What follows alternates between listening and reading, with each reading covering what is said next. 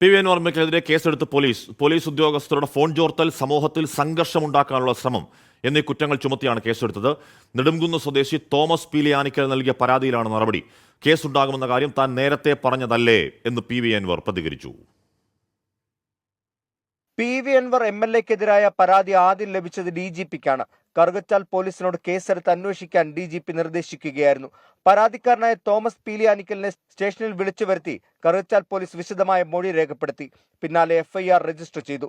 Telecommunication act പ്രകാരമാണ് case.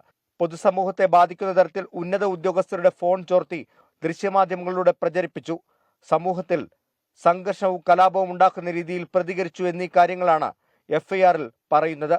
പൊതുതാൽപര്യം എന്ന നിലയ്ക്കാണ് കേസെടുത്തതെന്നും തനിക്ക് പിന്നിൽ ആരുമില്ലെന്നും തോമസ് പീലിയാനിക്കൽ. കേസെടുക്കട്ടെ എന്നും ജയിലിലടക്കട്ടെ എന്നും PV അൻവർ പ്രതികരിച്ചു.